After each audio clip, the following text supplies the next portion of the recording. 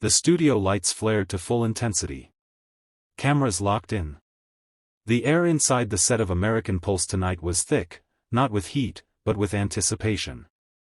Denzel Washington was seated across from Donald Trump, the former president-turned-media juggernaut, in what had been billed as a historic discussion.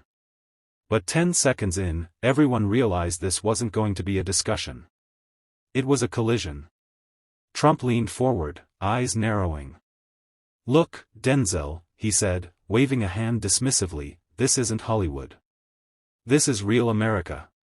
You don't get to play dress-up and pretend to understand what working people live through." A collective gasp stirred from the audience.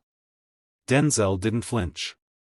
His hands remained folded on the desk. Calm. Collected. But his eyes?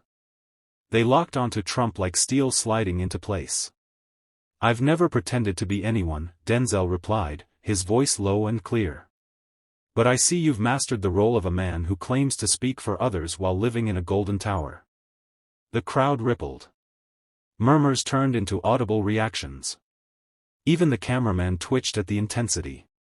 Moderator Jenna Lawton raised her hand to step in, but she was too late. Trump leaned back in his chair with a smirk. "You're an actor. That's all you are. This set, these lights, that's your comfort zone. But out here? We don't take speeches.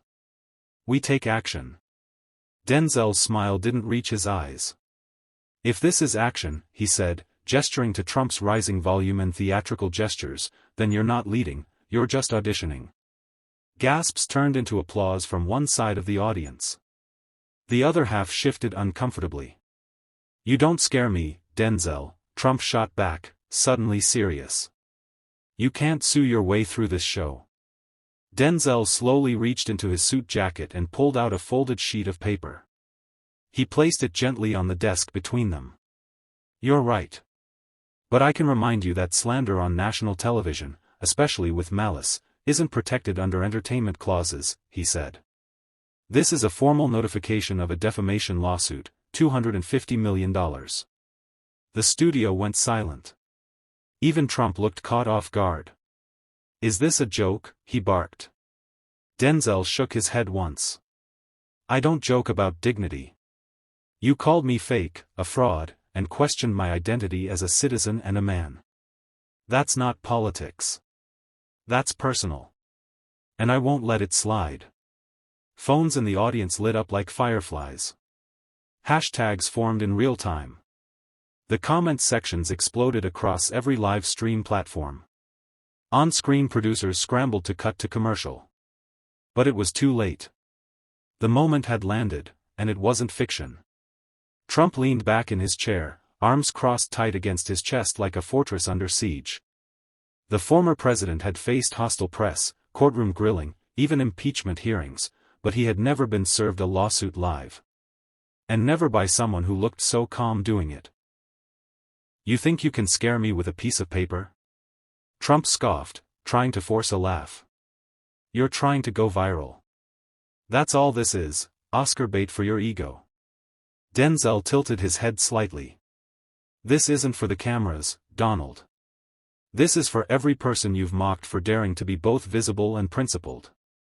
Moderator Jenna Lawton, caught between two storms, finally cut in. "Gentlemen, can we at least maintain?" "Maintain what?" Denzel interrupted, eyes still locked on Trump. "Decorum? You invited me here to talk faith, policy, race, unity. Instead, he came with cheap insults. So let's not pretend this was ever about discussion." Trump jabbed a finger toward Denzel. "You're not a leader. You're an entertainer.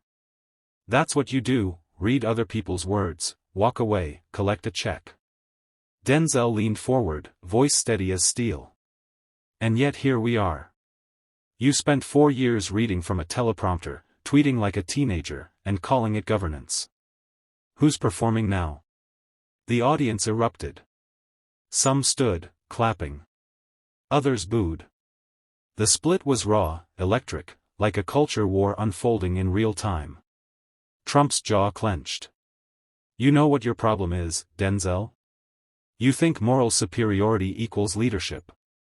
But in the real world, people want jobs, borders, control, not sermons. And yet they keep ending up with sound bites and slogans, Denzel replied.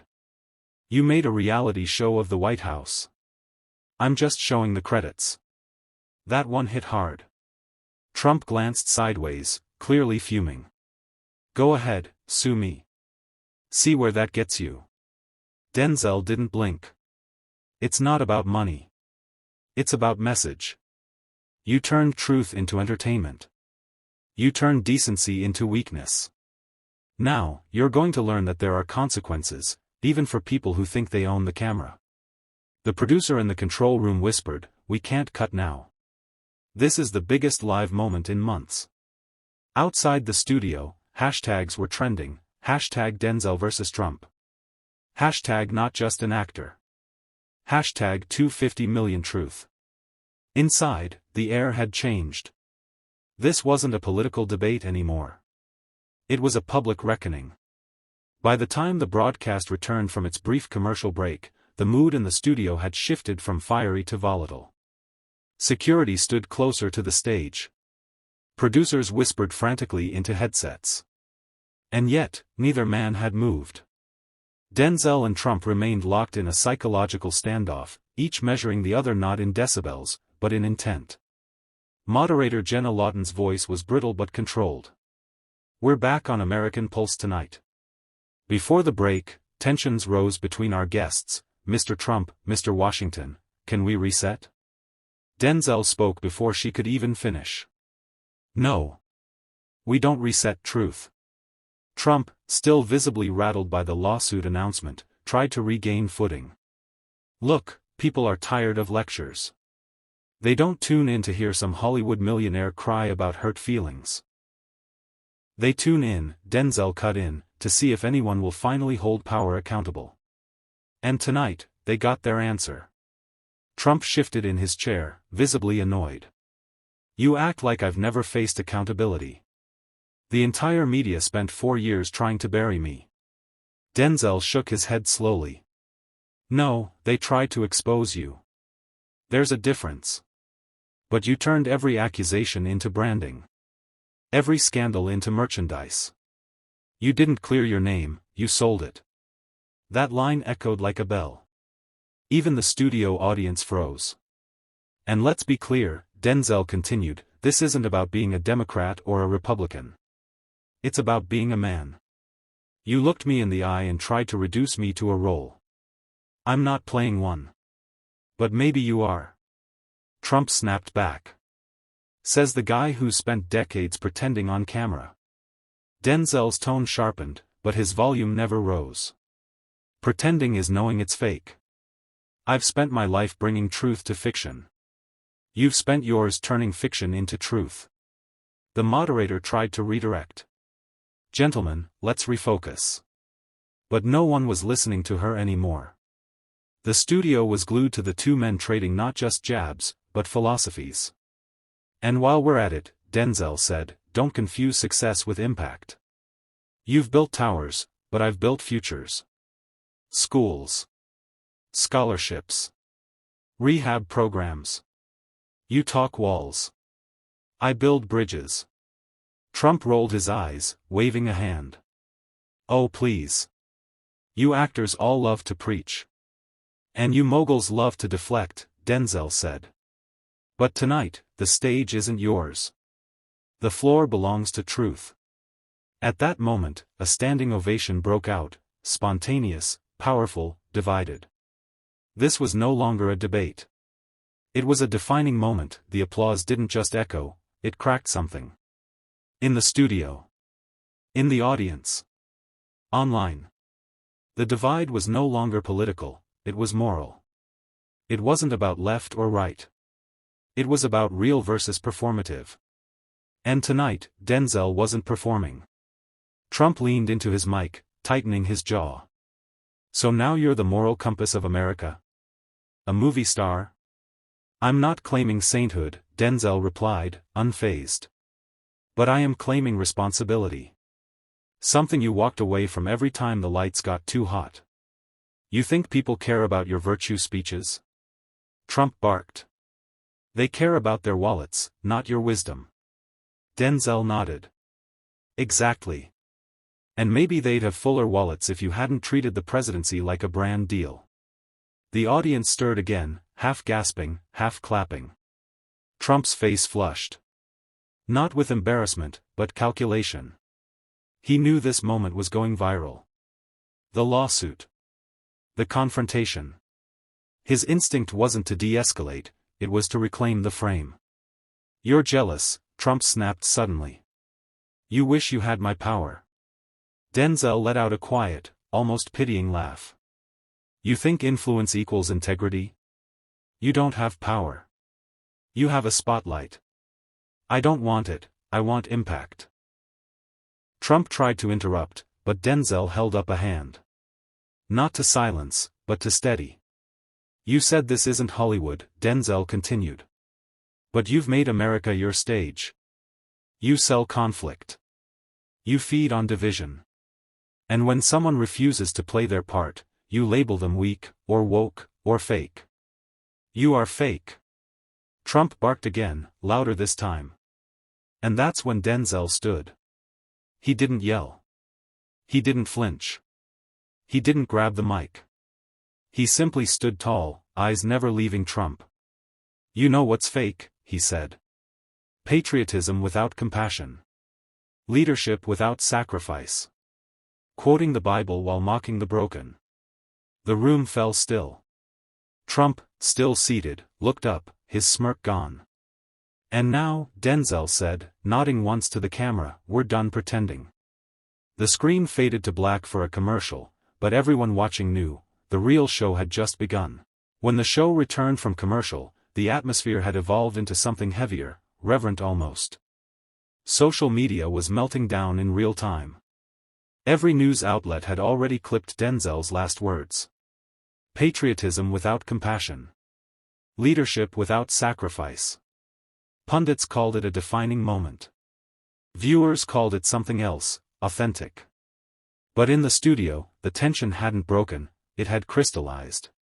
Trump, now visibly agitated, leaned forward with renewed force. You think you're some kind of prophet? This is why people don't trust Hollywood. You lecture and judge while hiding behind your money and agents. Denzel remained standing. I hide behind nothing. I walk into every room as I am.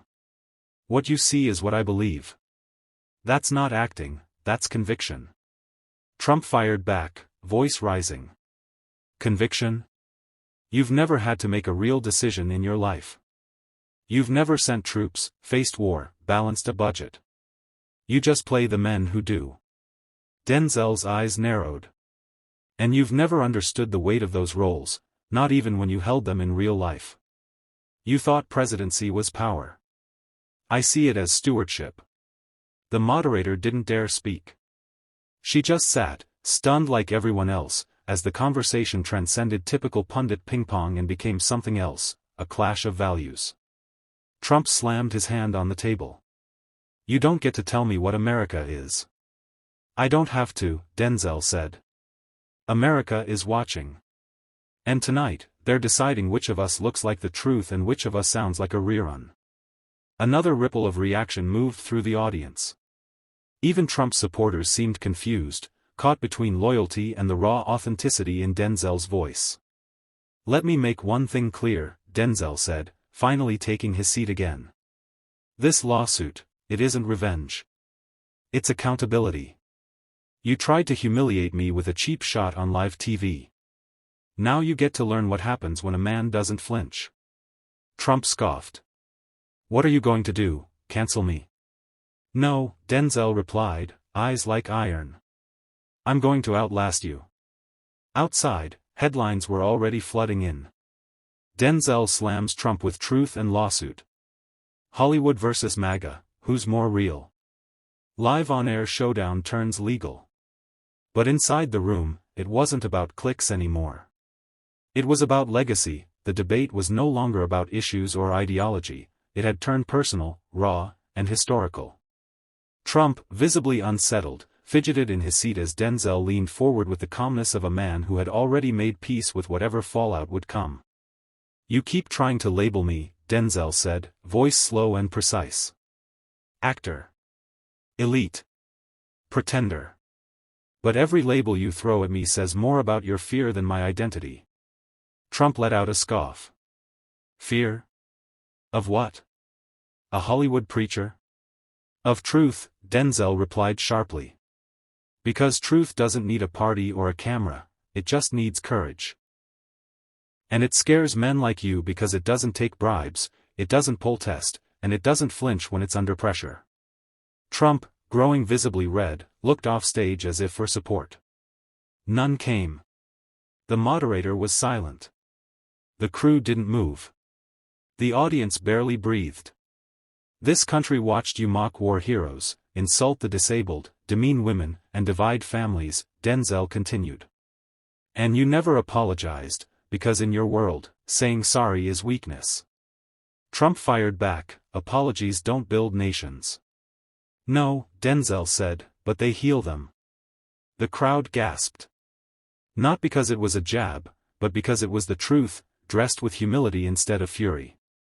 "You claim to know America," Denzel continued. "But what you know is how to sell to it. You branded yourself the voice of the forgotten, then forgot them when the cameras turned off." Trump's lips curled. "You have no idea what leadership looks like." "Oh, but I do," Denzel said. "It looks like showing up when no one's watching. It looks like listening more than you speak. It looks like giving credit instead of taking it. And most of all, it looks like shutting your mouth when you've done enough damage." Thunderous applause. For a full 5 seconds, the studio was a wall of sound. Even Trump looked momentarily stunned, not by the volume, but by the clarity. For the first time, someone wasn't just challenging his message, they were dismantling his myth. Denzel leaned back, still composed. "You built towers. I build character. Let history choose what lasts longer." Hashtag Denzel versus Trump. Hashtag truth is not performative. Hashtag 250 million lesson. The hashtags weren't just trending, they were a digital eruption. And this wasn't over, the tension in the studio wasn't just palpable, it was historic. Commentators from every major network were already calling the moment, the debate that broke the format.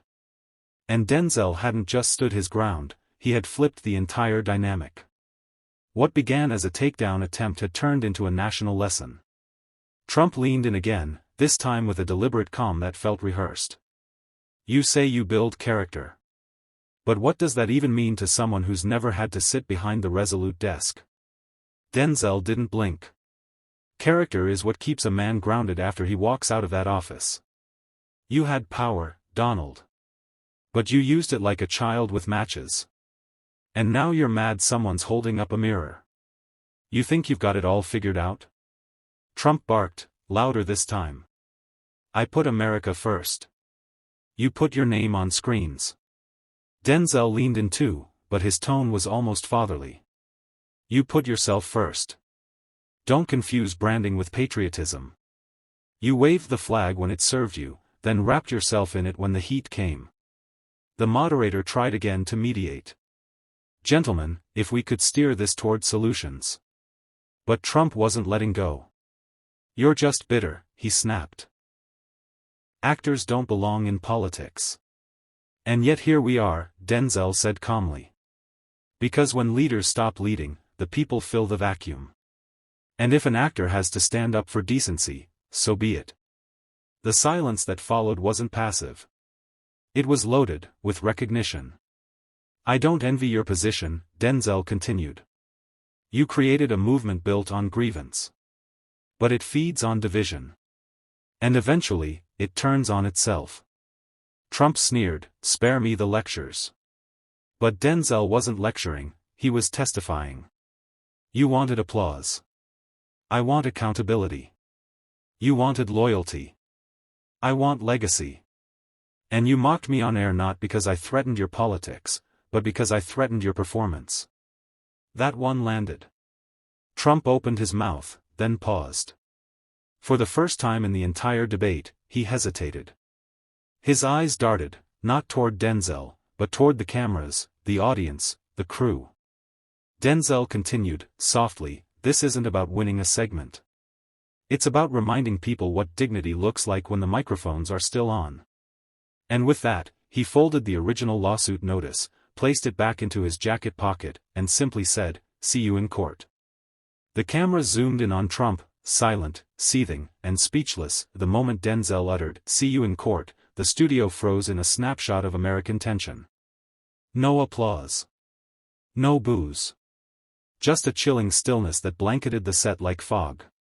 Even Trump, known for deflecting with a joke or doubling down with venom, was momentarily paralyzed. The lawsuit was no longer a stunt. It had become a symbol. Trump straightened his tie, forcing a half-smile. "I've been sued before, Denzel. You're not special." Denzel smiled back. "No, I'm not. I'm just the first one who didn't blink when you tried to turn humiliation into spectacle." A flicker crossed Trump's face.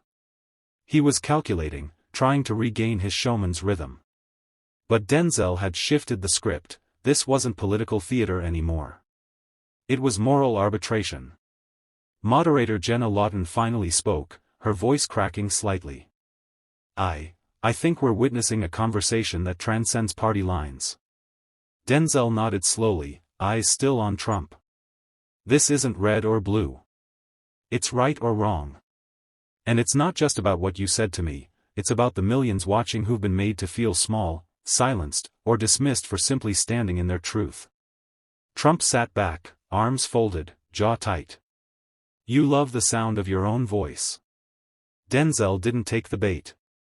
"No. But I love what it can do when it speaks for more than just itself." That landed like a sledgehammer. From the control booth, producers scrambled. "This isn't a broadcast, it's a cultural earthquake," one whispered. Networks were already scheduling special panels. Hashtags trended in 3 languages. Clips went viral before the segment had even ended. And through it all, Denzel never raised his voice. He didn't need to. Trump finally leaned forward again, quieter now. "You'll lose." "I might," Denzel replied. "But I'll lose standing up. You've won too much sitting down." That line sparked something seismic in the room. Applause erupted, not polite, not divided. Unified. Denzel turned to the camera one last time. "This isn't Hollywood. This is America. And it's time we remember what integrity looks like, live." Fade to black. The screen faded to black, but the noise didn't stop. It exploded. Cable news anchors scrambled to decode what just unfolded, pundits fought to claim narrative ownership, and social media spun into a frenzy of clips, quotes, and captions. But nothing could dilute the rawness of what millions had just watched. A live confrontation that wasn't just viral, it was foundational. Backstage, Trump was pacing. Aides swarmed him with talking points, alternative soundbites, legal angles. But he waved them off. He wasn't worried about the lawsuit. He was worried about the optics. Denzel had walked off the set with no entourage, no handlers, and no forced smile. Just presence. And presence was more powerful than spin. Inside the studio, producers were whispering. Did he just change the format of political television? Was that the moment Hollywood finally won the moral high ground? Back in the dressing room, Jenna Lawton sat with her hands trembling. She had moderated dozens of debates, interviews, and high-pressure panels, but this was different. This felt like history. Meanwhile, Denzel sat quietly in his car outside the studio, staring straight ahead. Not at the phone buzzing endlessly in his jacket. Not at the team texting legal updates or TV offers. But at his own reflection in the rearview mirror. He hadn't come for a fight. He had come for a shift.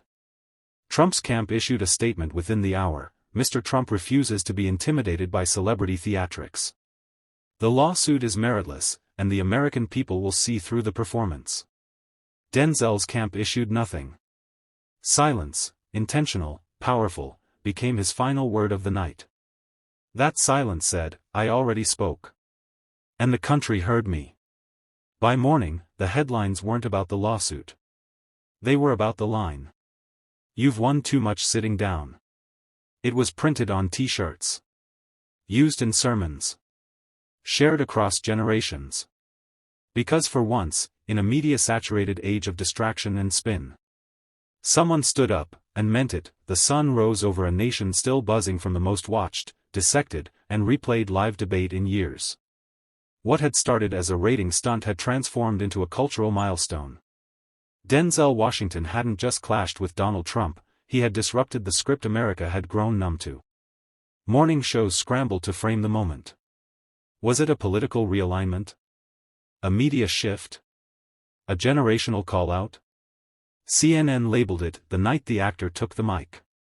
Fox ran with Trump under fire again. MSNBC simply wrote dignity delivered. But one clip dominated all platforms, Denzel, standing tall, voice level, eyes unshaken, saying, "You built towers. I build character.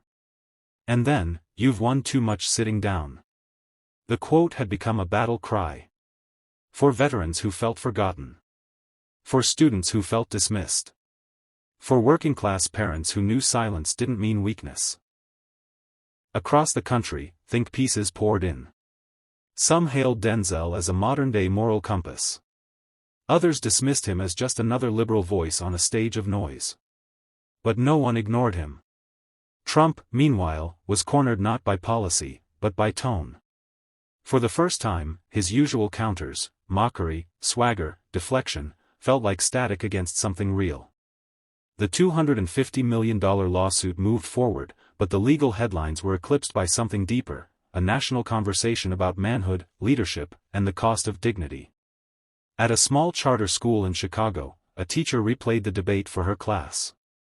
When asked what they thought, a quiet 10-year-old girl raised her hand.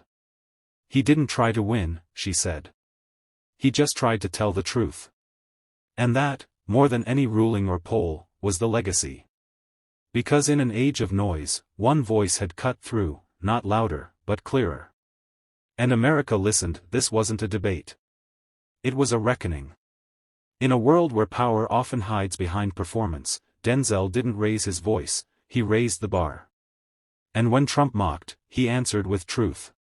Because some voices don't need volume. They just need courage. Whose voice are you listening to? Subscribe for more stories that don't just echo, they hit.